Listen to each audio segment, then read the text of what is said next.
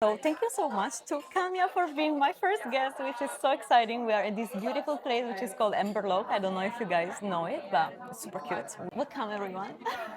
So this is actually the first interview that I do since 2020 or something like that.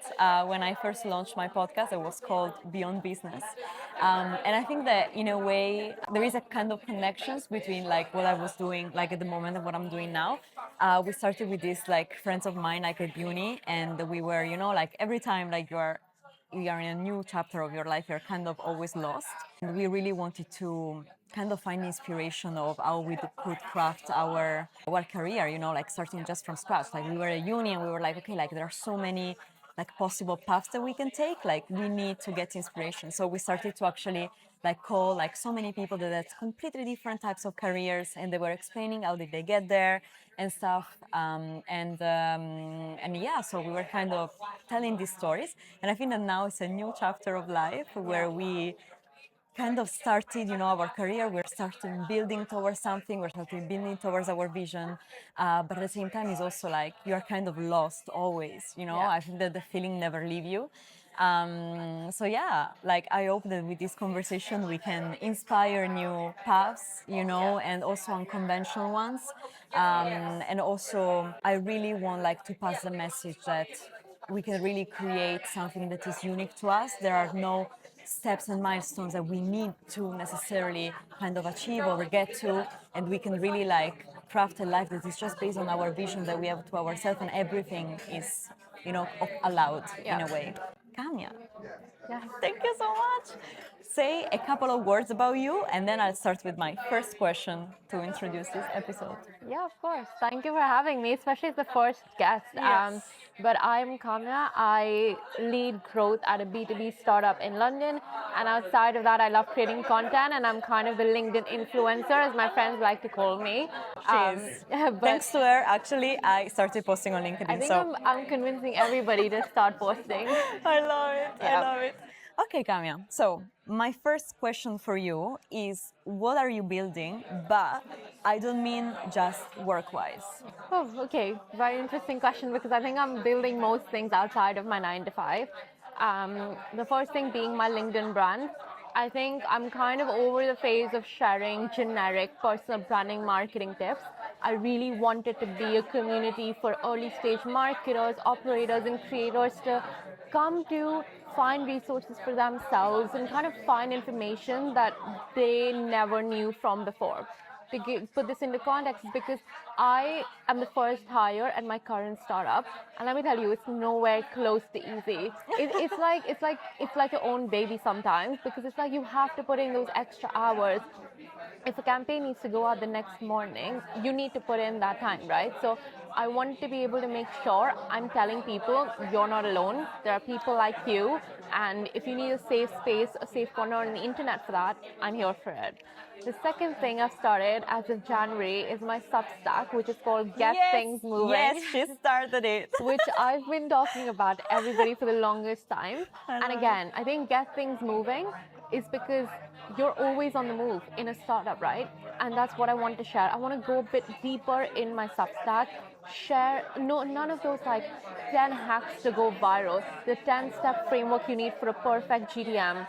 No, because when you're an early stage startup, you don't have the time, you don't have the resources, and you don't want to waste your startup's money or investment, right? So you want to make sure you're optimizing the resources to the best of their abilities.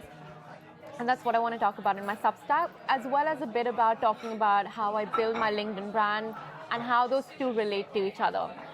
And the third thing, which is not the final thing, is building my art page on Instagram. Oh my God, yes. So, we have so many things in I common, by the know. way. I love this. So I'm a very creative person, and I love to kind of show my creativity in the literal sense of creating art. So like mandalas, resin, fluid art, but also finding art everywhere I go. And what I want to do is I want to be able to collaborate with brands who are promoting these activities.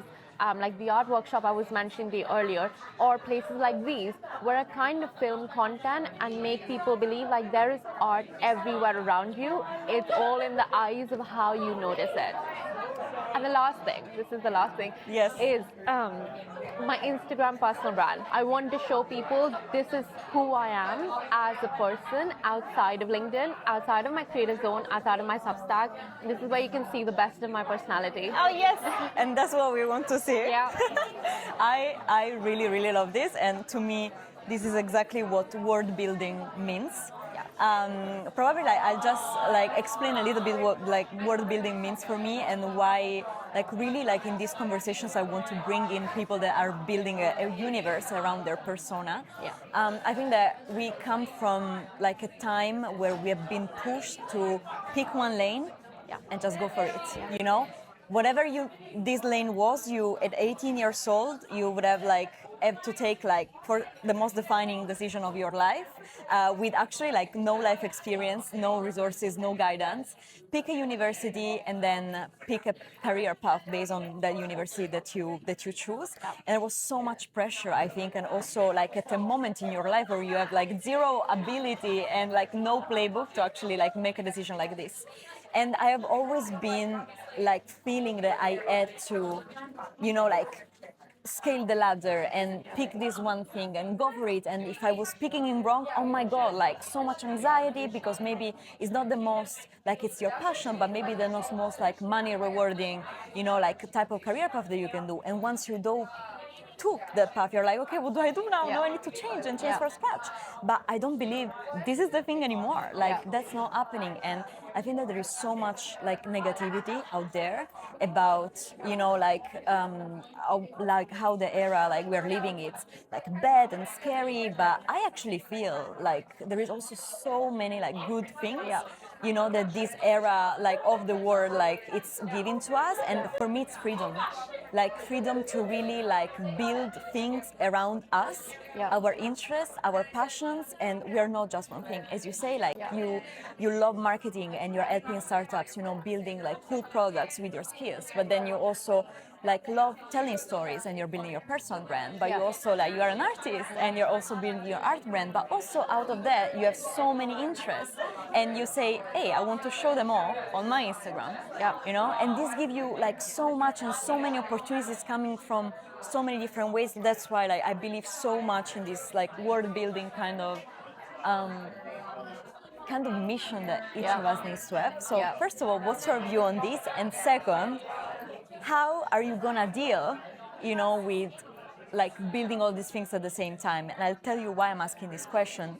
Because first of all, personal experience, and maybe I'll share it later, but also because so many hacks and tips that you read on LinkedIn are no, you just need to focus on one thing, grow your LinkedIn first, and then until you don't have 50K followers, you can't start another thing, because otherwise everything is gonna be wasted.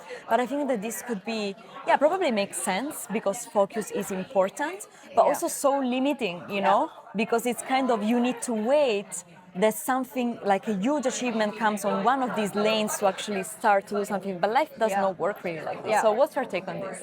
I think it's 2026. People need to stop kind of putting the thing you need to follow one certain path, because it's you can be 40 and have a complete career change. You can be 19 and you can leave your home country. I left my home country at 19. I still don't know what I'm doing, right? Nobody knows what they're doing. Nobody has it figured out. I think we're in this world where we think the person next to us, they have it figured out. They know their 10-year plan. Reality is 90% of people don't. And I think it's embracing that mindset and kind of moving forward with it. How I'm going to kind of manage this is because I think I've read that advice and I somewhere do agree that you have to build one platform. But I would say only to some certain extent. To put this into context, I've built my personal brand to 25,000 followers on LinkedIn.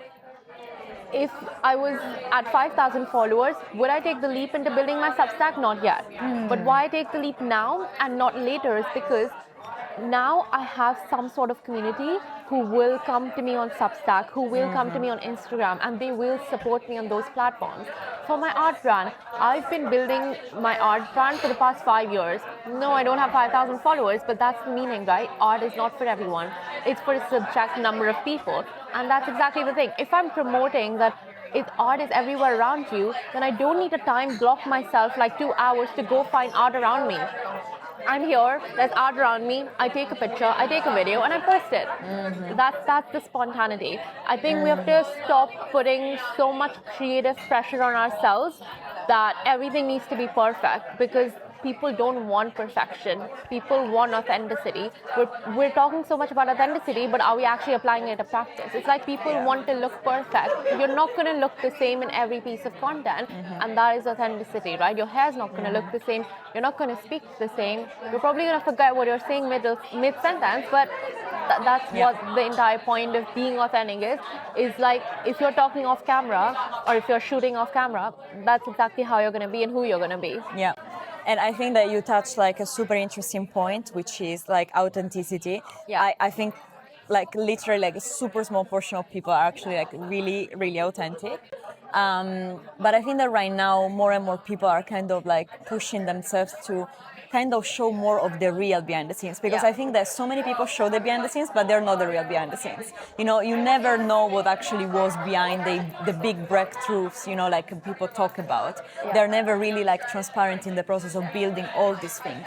So I think that what I'm seeing, and I don't know if you have like any maybe creator that you're following right now that comes to mind, but so many people are actually like coming back to YouTube to actually like build long form and like doing these big blogs or the behind the scenes of building their own wars, like their own businesses, their own things. My favorite one, Grace Andrews, if you will ever watch this.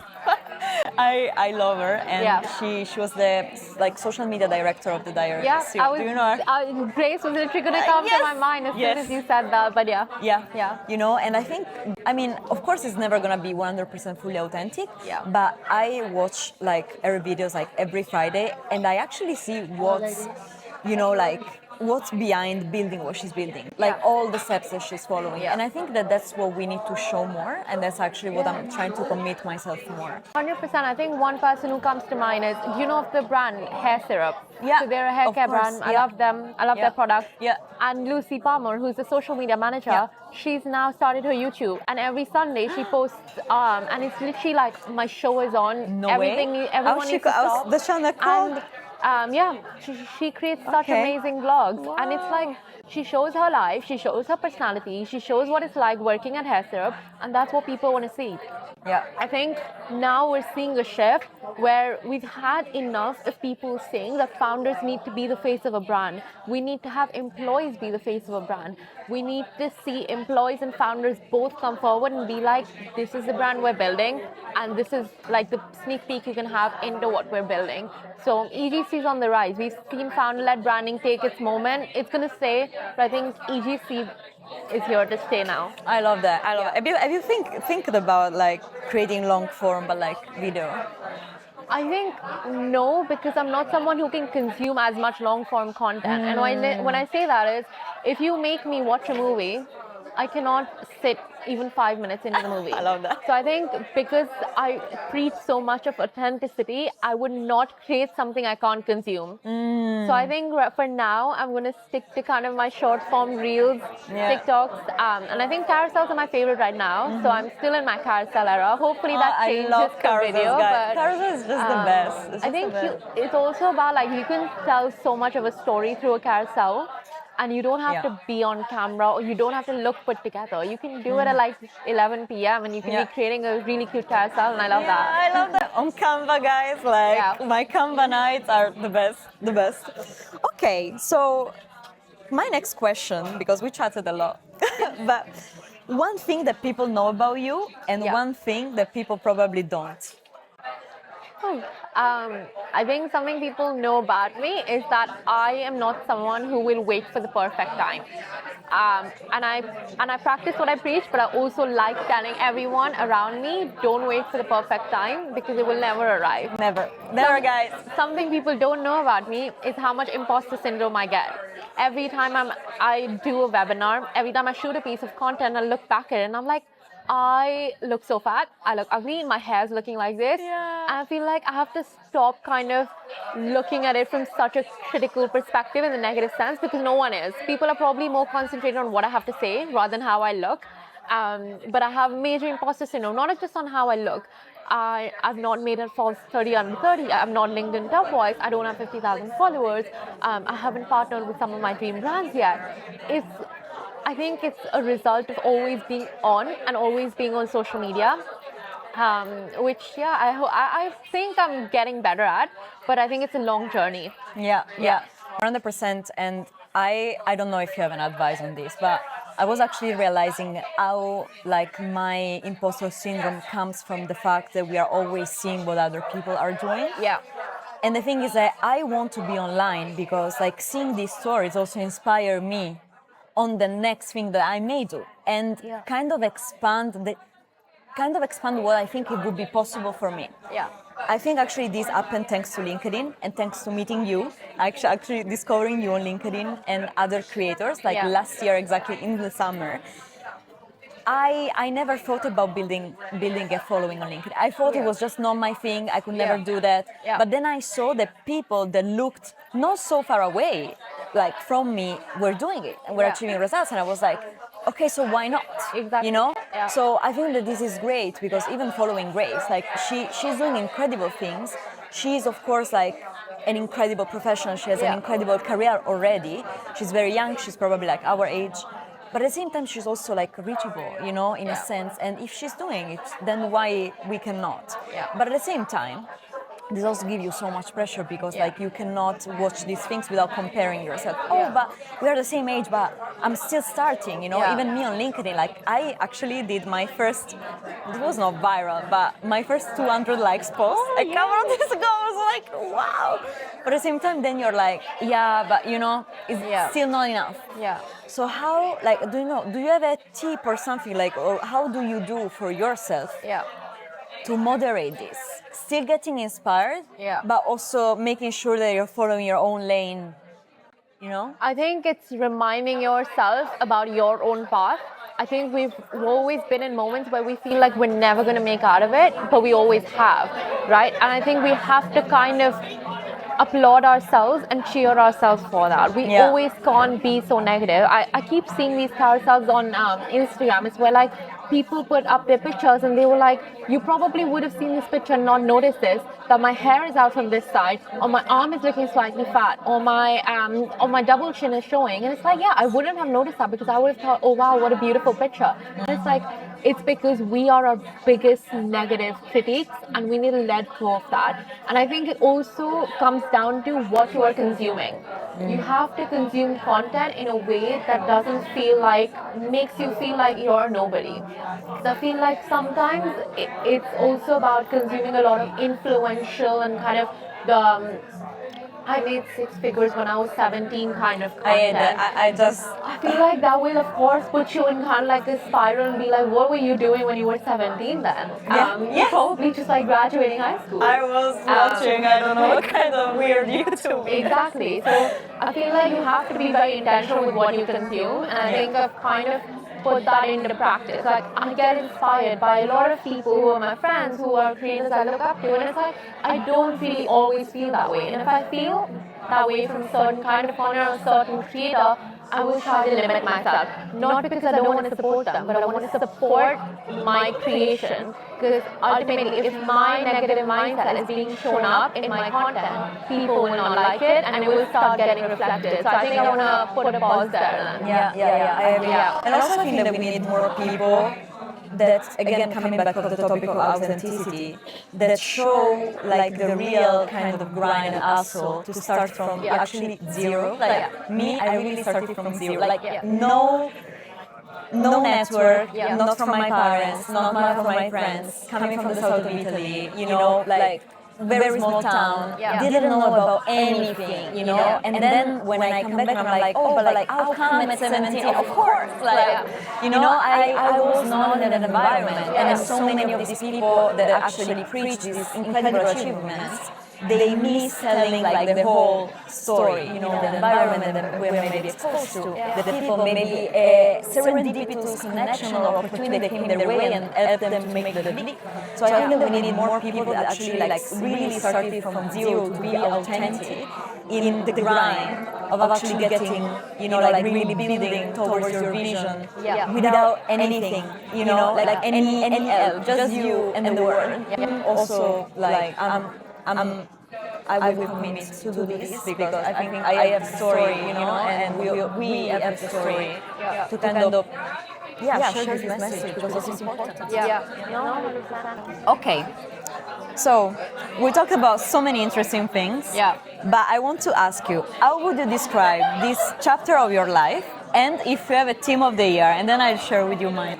I think mine has to be kind of ambition. I think ambition to kind of just go for all the ambitions I have. Because I think this is the year I want to stop waiting for the perfect moment for everything. So right in January, I started my Substack.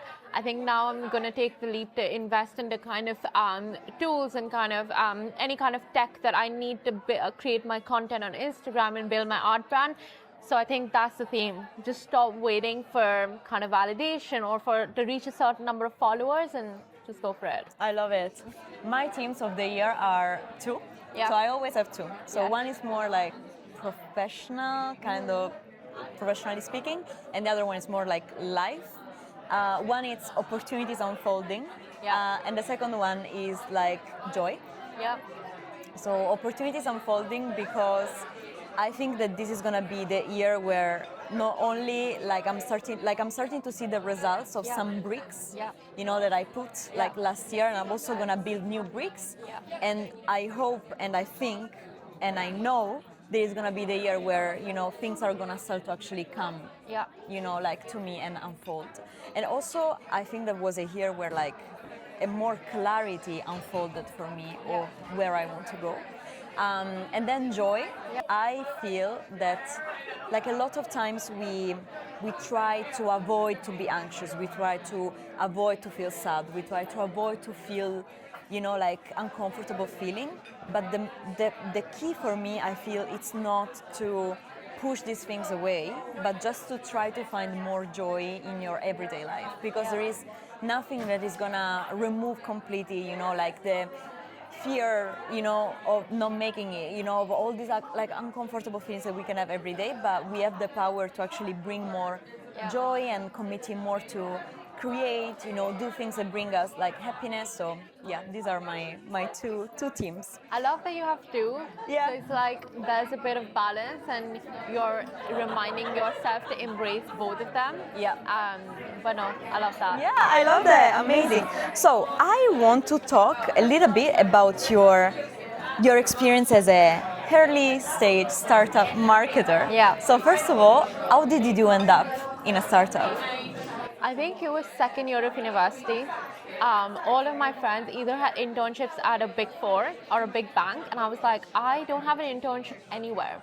So I just randomly started applying on LinkedIn, and one of my career advisors at university introduced me to a food tech startup. And they were like, they're looking for someone for social media. And I was like, more than happy to jump in, let's do this. And why it was so interesting was because I was helping the only manager, the social marketing manager, run their social. So I was the face of the TikTok. Within, I think, 9 or 10 TikToks, they had over 1 million views. Wow. And I was also dressed as a superhero because the food tech brand was called Saved. No way! I was dressed as a superhero in the streets of London, sampling their puffs. And I was going to say, today I'm going to save dash. And then they had to fill the blank on the whiteboard.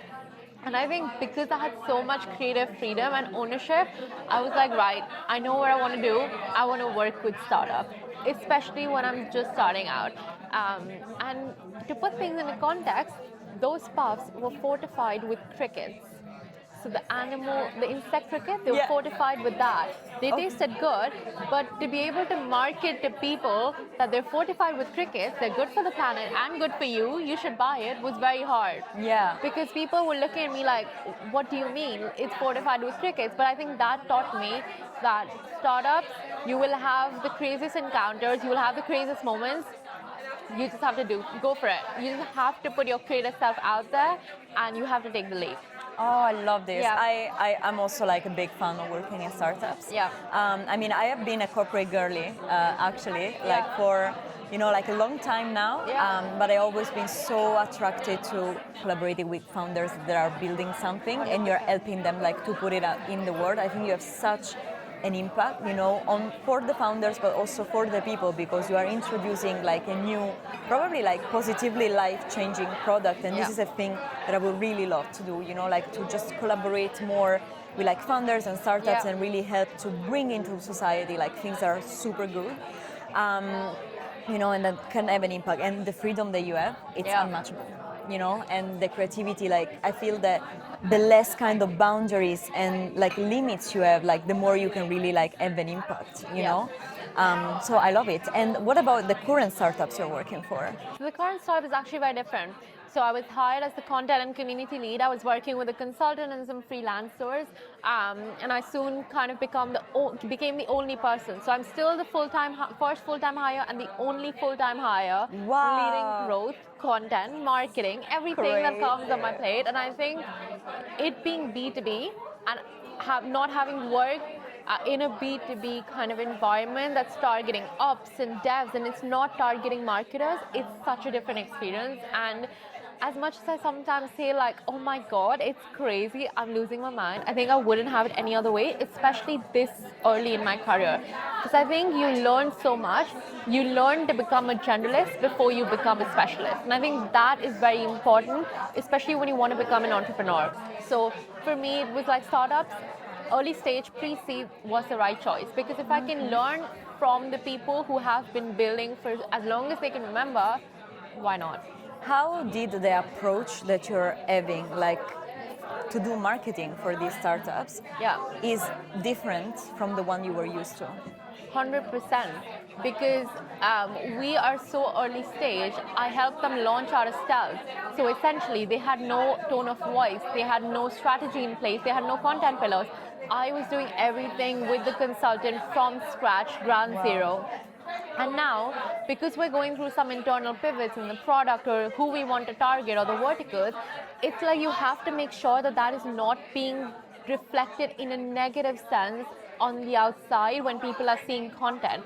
So I don't want to picture the startup to be like, oh, we're the ones who know it all, this is what we're solving. Yes, we know the core problem we're solving, but we're also founders who are very open to kind of experimenting and building in public.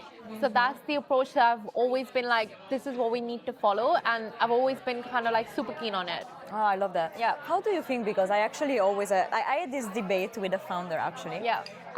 So they feel that B2B marketing is incredibly different Yeah. from B2C marketing. Yeah. But I also have this point of view. I mean, I'm sure that there are things that are different, but at the same time, in the end, you're always talking with humans. So you can kind of translate tactics that you use in B2C marketing in B2B marketing, because in the end, again, like you want to convince a person that has, a goal, an objective, and has emotions and feelings. So why it needs to be so different? Yeah. What's your take on this? And do you have like a practical maybe example? I think I agree that in B2B, we're talking to humans and we don't want to make it boring to boring. But at the end of it, when you see B2C, for example, you're shopping online, right? Yeah. I'm shopping online. I'm the only decision maker of whether I want to make that purchase or not. Yeah. In B2B, you can't be shopping online or looking at tools at 11 p.m. and be like, right, I'm going to subscribe to this tool, especially when you're in a startup and you have other decision makers. I think what also plays an important role is who your target audience is. In B2C, it's like, oh, you're doing electrolytes, TikTok, Instagram. If you're doing kind of like productivity planners, LinkedIn, Instagram, TikTok, or maybe Pinterest. But in B2B, there's so many different audiences. They're like you're targeting kind of like people for a social media tool. If you're targeting devs, devs are not going to be on LinkedIn. So you have to find the platforms where those devs are, and you have to speak the language that they speak, which in B2C is like, you know how your consumer's going to talk, right? I think it's more kind of the ease at which you can do these promotions and marketing, and not to say, oh, B2C is super easy. I think both are hard in their own way, but at the same time, they're very different. Has it been hard for you to adapt your tone of voice to your target audience? 100%. How do you do that? I think what I've started doing now is being very involved in all the conversation that the developers are having. Because when I Thank you kind so of much. thank you. Because when I kind of understand that what is being built, this is what they're talking about, this is how they're talking, I kind of like to take notes, and that's how I want to reflect that in the content we're creating. So cool. Yeah. And we have our coffee. I know, finally. I love it. Very different, no? I love it. Okay, I wanted to ask you this about like your current experience. What's like one fun thing that you're working on, like, or something like super cool that you want to share? Is that within work or outside? The work in your In startup. startup. I think right now I'm exploring tools that can help us rank better in AI. So I'm kind of on a hunt doing different demos with different companies, and I think being introduced, whether we go forward with them or not, is so interesting because there's a whole world of tech tools out there. Like you always see people like promoting Notion, Canva, the OGs, yes. But there is so much out there, and I love exploring GEO. So understanding, because nowadays what I realize is devs are not searching on Google or any like SEO search engine. They're searching in ChatGPT, Gemini, Perplexity. How do we rank there? I think that's the kind of project that I'm really, really like having fun with right now. I love that. Yeah. Oh, I love that. And then I wanted to ask you about the project that you were telling me about. What is it? Yes. I don't remember the name. Oh, it's called Fuck Up Nights Yes, London. I love this one. The founders of the current startup, they're third-time founders, right? And they've kind of gone through their own share of failures within the startup world. Soon they realized that failures are not talked about a lot, especially in kind of the UK or British entrepreneurship culture. So they took on the license for the London chapter of this global community called Fuck Up Nights. And what it really is, it's normalizing failures. So speakers will come, they will share their story, they will share how they failed, the consequences, and the audience hears it. So I lead marketing at Fuck Up Nights London. We've collaborated with Canva, Venture Cafe. Wow. We're collaborating with Kickstart Global really soon in Feb. So yeah, I think it's a very good change from like B2B targeting guests to like, let's run an event. I love it. Are you doing actually community building within your startup? And if yes, how? Not within the startup, just because we are still kind of finding who our ICP is, but we're definitely doing that with Fuck Up Nights. And that's mainly through the newsletter, through Luma. So as soon as we kind of put out an event, we send first newsletter, and we already have like 50 signups. And that's even without the speakers being announced. That's because the retention rate is quite high. I now know people's names and the faces who've come to all events so far. Wow. And they keep signing up. And I think that's what I love. That's what I love great. about building the community. That's great. Yeah. And if you have one tip, you are a early stage startup, Yeah. and you want to start build community, what would you tell them to do? I think join other communities so you can learn firsthand, and it's not like you're building from scratch with no knowledge of how to do it, because more times than enough, people are more than willing to share how they've done it, the platforms that help them, the tools and tech and the people they can reach out to. So there are people around you who are willing to help. I think you just need to find those right people. So once you get yourself in those communities, learn from it and then apply it to practice. Similar to the events, right? I go to so many events. I learn what's good, what's not, what can be improved, and then apply it to the events we're running. And sometimes I actually like end up collaborating with the people, with the hosts of those events. So, wow, that's great. Yeah. I love it. Okay, so some closing questions. Thank you so much, first of all, like for sharing all of this. I think it's incredibly useful, and I love how you are bringing in all your kind of little planet in your universe, like skills that you're getting, Yeah. you know, like from one universe, like one planet you're bringing to the other, you know, and it's just like create this entire ecosystem when there is you, your unique interests, like your unique skills that are actually serving all your, you know, like purposes and little like streams. So I wanted to ask you, if someone today decided wants to start to build their own universe around their persona and themselves, What would you kind of coach them in a way to start doing this? First advice would be don't think. Yeah, Because if you don't think, guys. you're never going to do it. I think just kind of pick up your laptop, pick up your phone and start writing. I think once you start writing, you think about a story, you have so much to talk about. I think once you write that first story, even if you don't post it, you understand about yourself what is it that you want people to know you as, what you want to be associated with, and what you want to put out there. Going back to what I was saying about authenticity, I think people sometimes forget that when we say authenticity, they mean like sharing 100% of your life. People probably know 1% of my life, but the 1% I'm sharing, I'm making sure I'm sharing it end to end. So map out your content pillars, map out your content goals. Why are you doing this? And it's fine if you don't want to monetize it. I didn't monetize it for up to a year. So don't monetize it, do it for fun, do it for yourself, do it for the opportunities.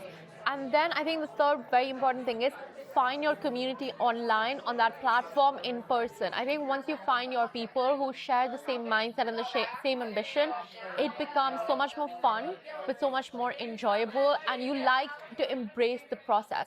Whether that's a slow journey or sometimes you're going viral, I think you start to enjoy it. So I would say those three things. I love this. And this all comes when you are very attuned with yourself and you really understand what lights you up. I think you really need to do the thing that lights you up. 100%. There is no other way to succeed. No. And success is consistency.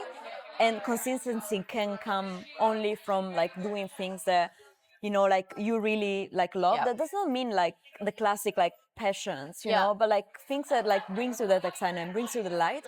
And also I feel find your direction. I don't 100%. think that is gonna happen straight away. Oh no. It's gonna evolve so many times. Yeah. But always try to kind of build like kind of a North Star, a vision for yourself, and then keep that evolving, but always follow that. Because when you, for example, don't know what to do, don't know what to post, if you come back to that direction, you're like, oh, okay, you know, I know now what to do. So I love this. Thank you so, so much. And then I have some closing questions. What is a version of yourself you think you're stepping into right now, and what you're very hopeful for in the next year ahead? I think it definitely has to be an entrepreneurial version. And I don't mean starting my own venture, but thinking every decision I take from an entrepreneur mindset. And why I say that is because 5 years down the line or 10 years down the line, when I start creating my own venture, I want to make sure that I always have that strategic decision making and that strategic thinking. So whether it's kind of building my brand on LinkedIn, how can I monetize it? How can I get more opportunities? How can I tie it back to the goals I want to achieve? So I think I see myself stepping into that era. I love that. And then for the closing question, please pick one of those. Okay. Random. Let's do this one. So, what would your younger self not believe about your life today? Actually, this is a very good one. I know, I love it. Nothing. She wouldn't believe anything because I think I've always been so hard on myself and I underestimate how much I've achieved. So I don't think she would actually believe that I'm working in London or kind of I've built my own personal brand, because I always wanted to be a creator or an influencer. We've all recorded YouTube videos on our iPads when we were young, and I think I've been one of those people as well. But to actually see me being a creator, I don't think. If anyone told me when I first came to London that you would have a job and that you would be building your personal brand, I wouldn't have believed. That's beautiful. Yeah. Our younger selves will be very proud 100%. of this. Yeah. Oh, thank you so much, Kamya. No, thank you for having me. I know. And guys, perfectly on time. I love this. Yeah. Okay, I think we are done. And we can eat and sip our coffee.